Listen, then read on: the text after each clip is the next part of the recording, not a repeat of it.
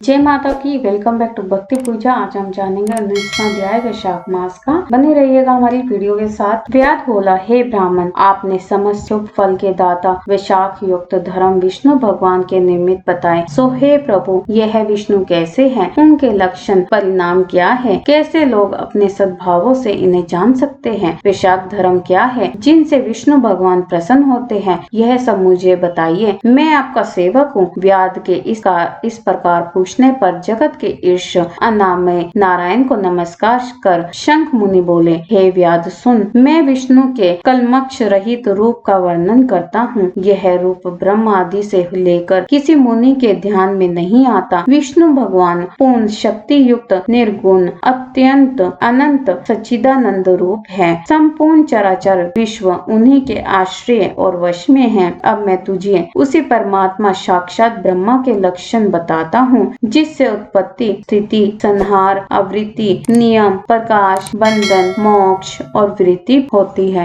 इस परमात्मा के जन्मादि तो केवल शास्त्रों से जानने योग्य हैं। वेद, स्मृति, पुराण, इतिहास, पंचरात्रि और महाभारत ये विष्णु भगवान के आत्म रूप हैं। इन्हीं के द्वारा विष्णु भगवान जाने जाते हैं, अन्य किसी प्रकार से नहीं जाने जाते। इनके जन्म, कर्म और गुणों को जानकर प्राणी मोक्ष पाते हैं। कर्म से विष्णु भगवान का महत्तम सातिशय होता है। इसी प्रकार देव, ऋषि, पिता और माता प्रत्येक में शक्ति रूप से विद्यमान रहते हैं। प्रत्यक्ष, अगम या अनुमान से, बल और ज्ञान से सुख में प्रथम मनुष्य को उत्तम जानो, फिर ज्ञान आदि द्वारा अवृत राजा को 100 गुणों अधिक जानो। इससे तत्व अभिमानी देवताओं को 100 गुण अधिक जाने। देवताओं से सप्त ऋषि बड़े हैं, सप्त ऋषियों से अग्नि, अग्नि से सूर्य आदि, सूर्य से बृहस्पति, बृहस्पति से वायु, वायु से इंद्र, इंद्र से पार्वती, पार्वती से जगत गुरु महादेव, महादेव से बुद्धि देवी और बुद्धि से भी प्राण बलिष्ठ हैं। प्राण से अधिक कुछ नहीं और यह संपूर्ण जगत प्राणात्मक है।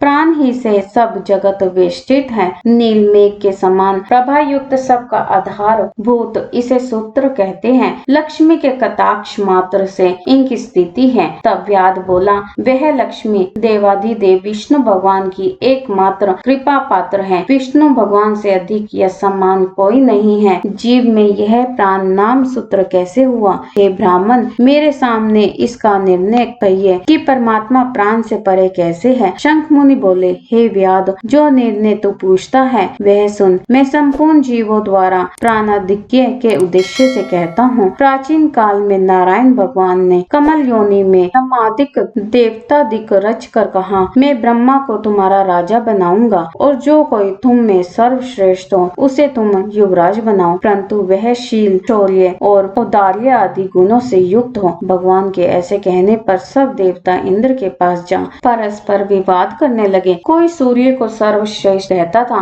कोई इंद्र को, कोई चुपचाप खड़े रहे। जब वह किसी प्रकार निर्णय नहीं कर पाए तब नारायण के पास गए और नमस्कार कर हाथ जोड़कर कहने लगे, हे महाराज, हमने आपस में बहुत विचार किया, परंतु हम में कोई भी अधिक श्रेष्ठ नहीं दिखाई देता है। अतः हे प्रभु, आप ही इसका निर्णय करके हमारे संशय को दूर करिए। देवताओं के इस प्रश्न को सुनकर भगवान हंसकर कहने लगे कि मेरे विराट रूप शरीर में से जिसके निकलने से शरीर गिर पड़े और फिर उनके प्रवेश होने से खड़ा हो जाए, वही सब देवताओं में अधिक श्रेष्ठ है और कोई नहीं। यह सुनकर देवताओं ने तथास्तु ऐसा ही हो कहा। तब जयंत नाम का देवता भगवान के पांव से निकल गया। तब उसको पंगु कहने लगे। गुरुवन इंद्रिय में से दक्ष नाम प्रजापति निकल गए। तब उसे षंड कहने लगे। हाथों से संपूर्ण देवताओं का स्वामी इंद्र निकला, उसे हस्तहीन कहने लगे। नेत्रों से सूर्य निकला, तब उसे काना कहने लगे। कान से अश्विनी कुमार निकले, उन्हें नासिका रहित कहने लगे। कानों से दिशाएं निकली, तब उन्हें बहरा कहने लगे। जीवा से वरुण निकल गया, उसे अर्सज्ञ कहने लगे। वाणी से वाणेश्वर अग्नि निकला, तब उसे गूंगा कहने लगे। रुद्र मन से निकल गए तो उसे जड़ कहने लगे। इसी तरह सभी देवता शरीर के विभिन्न भागों से निकलते रहे, परंतु फिर भी शरीर नहीं गिरा। वह सुनते रहे, खाते पीते, सूंघते, बोलते, चलते रहे। फिर प्राण के निकलते ही उसे मृत कहने लगे। तब देवता विस्मित हो कहने लगे, जो कोई हम में से इस गिरी हुई देह के उठाने में समर्थ होगा वही सर्वश्रेष्ठ है और वही युवराज होगा। ऐसी प्रतिज्ञा कर कर्म से जैसे जैसे जैसे निकले थे वैसे प्रवेश करने लगे, परंतु देह फिर भी न उठी। अंत में प्राणों के प्रवेश करते ही शरीर उठ खड़ा हुआ। तब देवताओं के निश्चय किया कि बल, ज्ञान,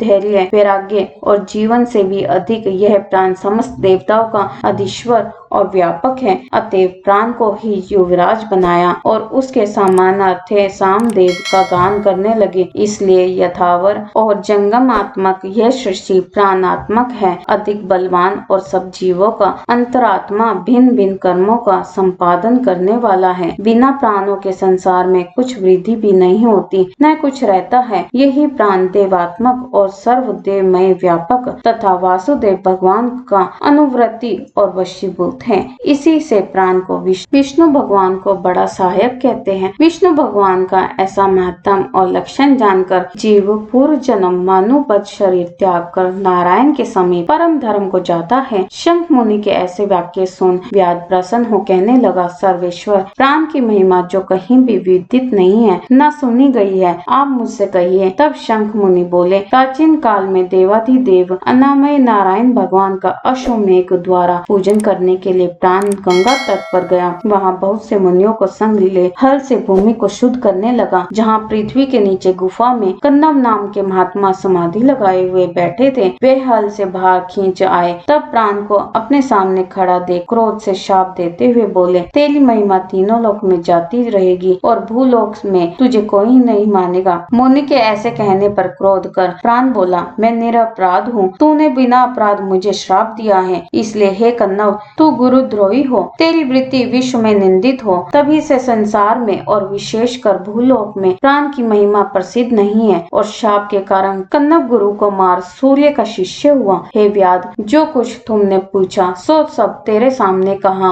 अब जो कुछ तुझे पूछना हो वह पूछ, कुछ विचार मत कर। राधे राधे। यहीं पर हमारा 19वां अध्याय समाप्त होता है। वैशाख मास के महत्व की प्लेलिस्ट मैंने डिस्क्रिप्शन बॉक्स में दे दी है, आप वहाँ पे जाके चेक करना, इसका लिंक मिल जाएगा। 20वां अध्याय हम नेक्स्ट वीडियो में करेंगे। अगर आप हमारे चैनल पे नए हो तो हमारे चैनल को लाइक, शेयर एंड सब्सक्राइब करना ना भूले। जय माता दी, #भक्ति पूजा, और अपने रिलेटिव्स के साथ इसको शेयर जरूर करना ताकि इसका पुण्य आपको मिलता रहे। जय माता दी।